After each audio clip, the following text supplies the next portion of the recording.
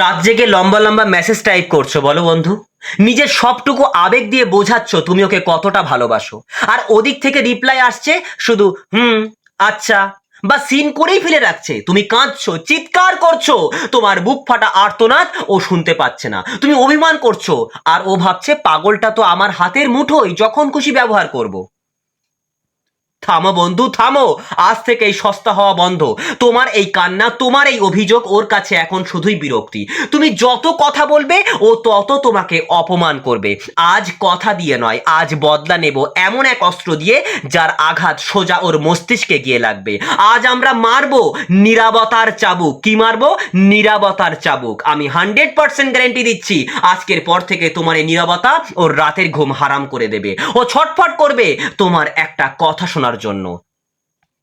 তুমি ভাবছো ওকে বুঝিয়ে বলবে, তুমি ভাবছো ওকে বুঝিয়ে বললে ও বুঝবে। একদম ভুল। মহান দার্শনিক চাণক্য বলেছেন, যেখানে তোমার কথার মূল্য নেই সেখানে চুপ থাকাটাই সবচেয়ে বড় বুদ্ধিমত্তার পরিচয়। তুমি যখন বারবার ওর কাছে গিয়ে নিজের অধিকার চাইছো, তুমি ওর ইগোকে আরো আরো আরো আরো বাড়িয়ে দিচ্ছ।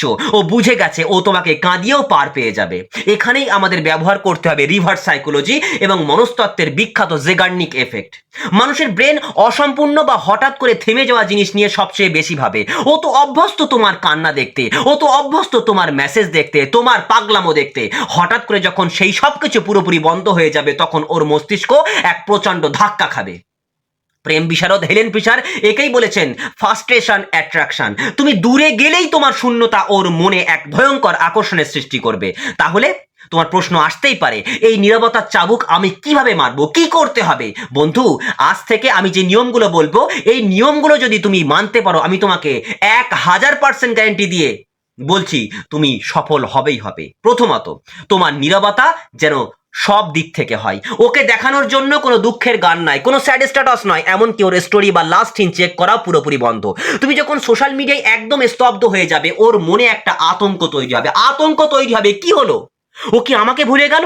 ওর জীবনে নতুন কেউ আসলো নাকি? এই কৌতূহল আর ধোঁয়াশায় ওর বুকের ভেতরটা জ্বালিয়ে ছারখার করে দেবে। স্টোইক দার্শনিক মার্কাস অরেলিয়াস বলেছেন, তোমার শান্তি তোমার নিজের ভেতর থেকে আসে, অন্যের আচরণ থেকে নয়। ও যদি কখনো নিজে থেকে একটা মেসেজ করেও লাফিয়ে রিপ্লাই দেবে না। 24 ঘন্টা পর বা একটা ছোট্ট রিপ্লাই দেবে, কোনো ইমোশন ছাড়া, যেন তুমি খুব ব্যস্ত, যেন ও তোমার জীবনের সবচেয়ে গুরুত্বহীন মানুষ। তোমার এই বরফের মতো ঠান্ডা আচরণ ওর অহংকারকে ভেঙে চুরমার করে দেবে।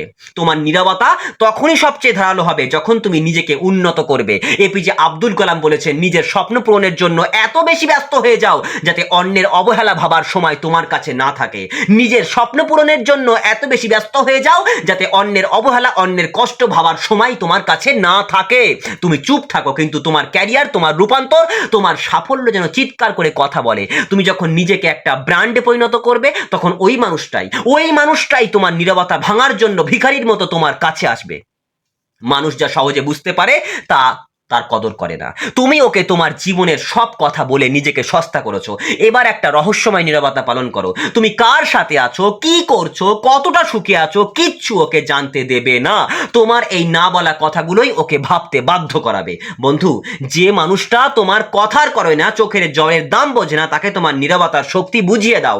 কথা বলে নিজের এনার্জি নষ্ট করো না, বুঝিয়ে নিজের এনার্জি নষ্ট করো না। ও জীবনেও বুঝবে না। নিজেকে এমন ভাবে গড়ে তোলো যাতে তোমার একটা শব্দের জন্য মানুষ অপেক্ষা করে। আজ এই মুহূর্তে আয়নার সামনে দাঁড়িয়ে নিজের চোখের জল মুছে একটা প্রতিজ্ঞা করো, আজ থেকে আমি আর কারো কাছে নিজের আত্মসম্মান বিকিয়ে দেব না।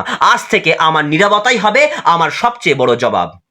যদি বুকের ভেতরটা জেদটা সত্যি জ্বলে ওঠে আর এই নিয়মগুলো আজ থেকে পালন করতে প্রস্তুত থাকো, তাহলে এখনই কমেন্ট করে লেখো, বন্ধু, হ্যাঁ, আজ থেকে আমার নীরবতাই হবে ওর সবচেয়ে বড় শাস্তি।